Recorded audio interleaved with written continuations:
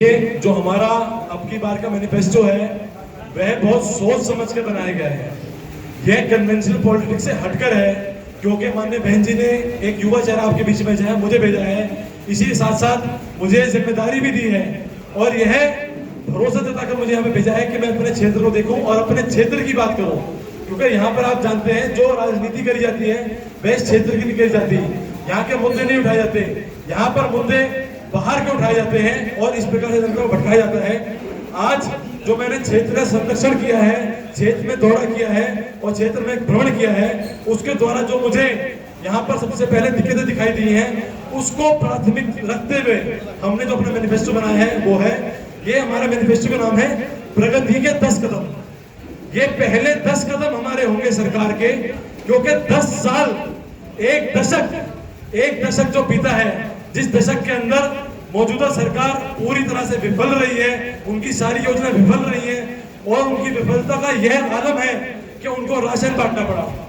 जब कोई सरकार हार मान जाती है और वह खुद भी समझ जाती है कि वह रोजगार मुहैया नहीं करा सकती, उसकी सारी नीतियां, सारी योजनाएं विफल हैं और किसी भी योजना के तहत कोई रोजगार नहीं है, तो उसको मजबूर होकर राशन बांटना पड़ता है। यह बात हमारे को समझना जरूरी है। जो सरकार आपको राशन बांट रही है, हमारी जनता को राशन बांट रही है और इस प्रकार से व्यवहार कर रही है, सब एहसान कर रही हो, तो मैं आप सबको याद दिलाना चाहूंगा, ये आप ही के टैक्स से लिया हुआ राशन है, आप ही के टैक्स के पैसों से आता है। सरकार अपनी जेब से राशन नहीं देती, ये आप ही के पैसा आपसे लेकर आप ही को राशन मुहैया कराया जा रहा है। इसलिए हमने अपने मैनिफेस्टो नाम प्रगति के 10 कदम रखा है कि हम पिछले बीते 10 सालों की सारी खामियां आने वाले 1 साल में जो करने जा रहे हैं उसको हम नाम दे रहे हैं प्रगति के 10 कदम। इन प्रगति के 10 कदमों के अंदर हमारा पहला कदम जो होगा वो है आम जन की रसोई। आम जन की रसोई के तहत हम मात्र 2 रुपए के अंदर यहाँ के सभी लोगों को भरपेट खाना खिलाएंगे, क्योंकि यहाँ पर जो गरीबी का आलम है, जो यहाँ पर आप किसान देखेंगे, मजदूर देखेंगे, जितना वो गरीब है आज की डेट में उसके पास रोटी खाने के पैसे भी नहीं है, तो सबसे पहले उनको मजबूती लाने के लिए, उनके शरीर में ताकत लाने के लिए, ताकि वे अपने रोजगार की ओर बढ़ सके, उनका पेट भरना बहुत जरूरी है। हम अपनी पूरी लोकसभा के अंदर 500 किचन लाएंगे, 500 ऐसी जन किचन लाएंगे जिनमें केवल 2 रुपए देकर कोई भी व्यक्ति, चाहे अमीर हो चाहे गरीब हो, किसी भी जाति का हो, किसी भी धर्म का हो, केवल 2 रुपए देकर वह भर पेट और स्वच्छ खाना खा सकेगा, पोषण खाना खा सकेगा। यह हमारा पहला कदम है। दूसरा कदम, हर जोन में सहायता केंद्र। देखिए, हमारे क्षेत्र के अंदर लोग शिक्षित नहीं है, यह बात हमने नोटिस करी है कि यहाँ पर लिटरेसी रेट बहुत कम है। यहाँ पर जो स्कूल है उसमें सुविधाएं नहीं है, टीचर नहीं है, स्कूल के अपने खुद के ढांचे नहीं है। इसलिए सबसे पहले हम यहाँ पर सहायता केंद्र लेकर आएंगे। सहायता केंद्र हमारे हर जोन के अंदर बनाए जाएंगे। उस सहायता केंद्र के अंदर यहाँ के हर लोकसभा के हर व्यक्ति को हर प्रकार की सहायता मुहैया कराई जाएगी, चाहे बैंक की पर्ची भरने से लेकर और कॉम्पिटिटिव एग्जाम के फॉर्म भरने तक सारी सुविधाएं हमारे जन केंद्र के होंगी। यहाँ पर हमारे वकील साहब भी बैठेंगे, पुलिस के कर्मी भी बैठेंगे और साथ ही साथ टीचर बैठेंगे और इसी प्रकार के समाज के सब लोग बैठेंगे जो आपकी सहायता कर सके, जो आपके डे टू डे वर्क के अंदर, डे टू डे काम के अंदर आपकी सहायता कर सके। अगर आपको कोई लोन लेना है, कोई प्रशिक्षण लेना है, कोई फॉर्म जमा करना है, अपने बेटे को बाहर भेजना है, तो इन सब कामों के लिए हम एक जन सहायता केंद्र लेके आएंगे जो कि 100% निःशुल्क होगा और केवल जनता के प्रति होगा। तीसरा हमारा है युवाओं के लिए डिजिटल ट्रेनिंग और ई लाइब्रेरी। देखिए, शिक्षा भी बहुत जरूरी है। आज की तारीख में नई नई लाइब्रेरी खोलनी, नए नए स्कूल खोलने, इनमें बहुत समय बीत जाता है। सरकार वादे करती है, जमीन मुहैया कराती है, परंतु ग्राउंड पे काम नहीं होता। अगर हमारे को ग्राउंड पे इम्प्लीमेंटेशन करनी है और तुरंत काम शुरू करना है, तो हम एक ऐप के माध्यम से ई लाइब्रेरी लेकर आएंगे जो कि हमारे लोकसभा के सभी लोगों को सभी किताबों का एक्सेस देगी और मुफ्त एक्सेस देगी। किसी भी लाइब्रेरी को बनाने में 3 से 5 साल चले जाते हैं, स्कूल को बनाने में 1-2 साल निकल जाते हैं। हम बिल्कुल भी समय नष्ट नहीं करेंगे और तुरंत ई लाइब्रेरी के द्वारा और प्रशिक्षण केंद्र के द्वारा जिसमें डिजिटल आपको जो ट्रेनिंग दी जाएगी उसके द्वारा युवाओं को आने वाले समय के लिए तैयार करेंगे। क्योंकि आप देख रहे हैं आने वाला समय सारा कंप्यूटर पर निर्भर है, सारे सॉफ्टवेयर, सारे प्रोग्राम, सारी गेमिंग सेक्टर, सारी ब्लॉगिंग आज के डेट में कंप्यूटर से हो रही है, तो उनको हम एडवांस ट्रेनिंग देंगे। चौथी, महिला सशक्तिकरण केंद्र की स्थापना। हमारे पास आज यहाँ पर बहुत महिलाएं हैं जो हमारी पार्टी के साथ, हमारे संगठन के साथ जुड़ी हैं, परंतु यह देखकर मुझे बहुत अफसोस होता है कि ना तो वो पढ़ी लिखी हैं, परंतु उनमें कुछ करने का जज्बा जरूर है। उनको पढ़ाई लिखाई का अवसर नहीं मिला, उनको क्षेत्र में शिक्षा नहीं मिली, परंतु उनको कुछ करने का अवसर है। तो महिला सशक्तिकरण केंद्र की स्थापना कर कर यहाँ पर हम महिलाओं को रोजगार भी देंगे और उनको प्रशिक्षण भी देंगे। जो महिलाएं खाना बनाना चाहती हैं, सिलाई बनाई जाती है, उनको हम रोजगार दिलाएंगे। जो हमारे किचन है, जो हमारी आम जन की रसोई है, उनके अंदर भी उनको नौकरियां प्रदान करेंगे और जिनको काम नहीं आता उनको प्रशिक्षण देकर सशक्त बनाएंगे। इसी के साथ अपने 5वें कदम की ओर, सरकारी ठेकों में स्थानीय श्रमिकों की 70% आरक्षण।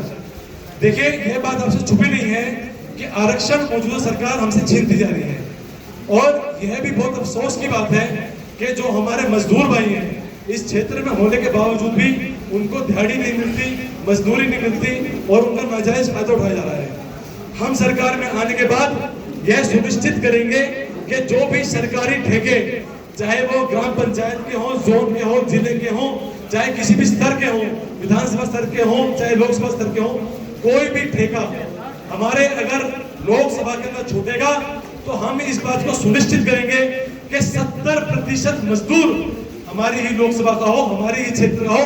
जिस प्रकार से आप देख रहे हैं कि पलायन रोजाना हो रहा है, सभी लोग काम की तलाश में अपने घर से दूर रहे हैं, परिवार से दूर रहे हैं, तो इस चीज को हम उससे सुनिश्चित करेंगे कि सारा मजदूर अपने घर पर रहकर रोजगार पा सके और सही दिहाड़ी पा सके। इसी के साथ हमारा छठा पॉइंट जो है 30 दिन के अंदर गन्ने फसल का भुगतान। देखिए, हमारी लोकसभा के अंदर आज की तारीख में 13 गन्ना मिलें आती हैं और यहाँ का जो जनता है वह किसान प्रधान है, अधिकतम लोग किसानी करते हैं और उसके बावजूद भी उनको उनकी फसल जो भुगतान है समय से नहीं मिलता, तो हम इसको भी सुनिश्चित करेंगे। खीरी में पर्यटन का विकास। अगर हमारे को अपनी लोकसभा को आगे लेके जाना है तो जो मौजूदा चीजें हमारे पास हैं, हमारे को उसकी भी बातें करनी बहुत जरूरी है। सरकारें आती हैं, लुभावने वादे करती हैं और कहती हैं हम ये कर देंगे, वो कर देंगे, परंतु जो हमारे पास उपलब्ध है उसकी बात नहीं करते। हमारे पास टाइगर का फॉरेस्ट है, हमारे पास रिजर्व पार्क है, भिन्न प्रकार की चिड़िया यहाँ पर आती हैं। हम चाहें तो थोड़े से मेहनत के साथ यहाँ पे पर्यटन बढ़ा सकते हैं। पर्यटन बढ़ने से यहाँ के स्थानीय लोगों को रोजगार मिलेगा।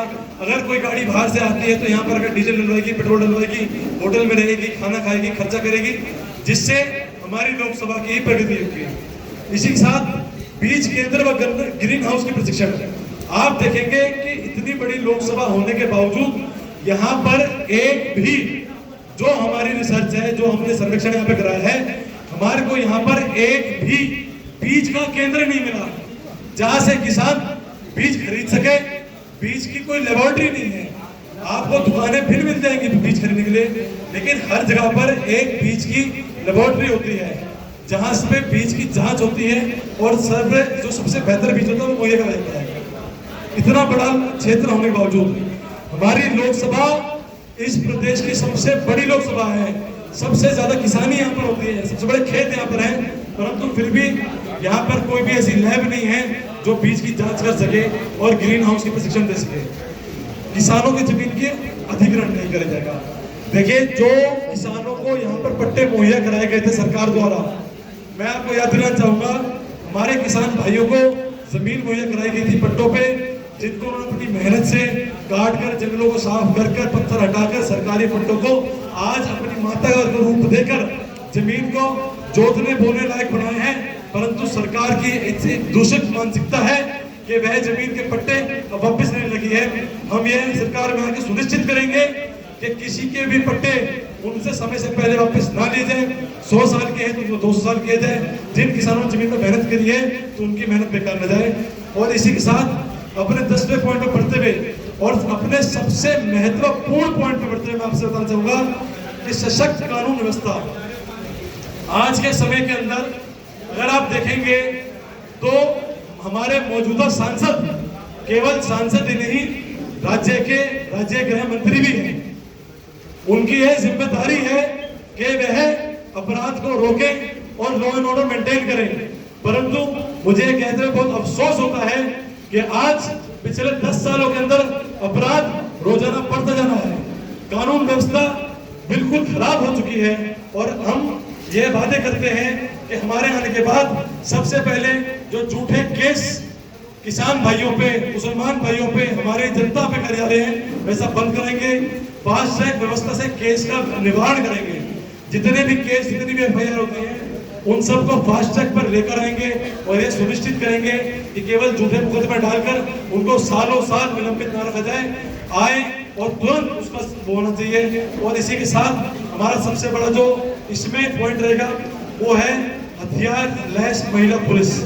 यहाँ पर जो महिला पुलिसकर्मी है वह बहुत कम है और उनके पास हथियार नहीं है, जिससे वह सुरक्षित महसूस नहीं करती। यहाँ पर अपराध दिन ब दिन बढ़ता जा रहा है। हम आने के बाद ये सुनिश्चित करेंगे कि जो महिला पुलिसकर्मी भी है उसके पास भी वह हथियार हो, वो हथियार से लैस हो, ताकि जनता की बेहतर सेवा कर सके।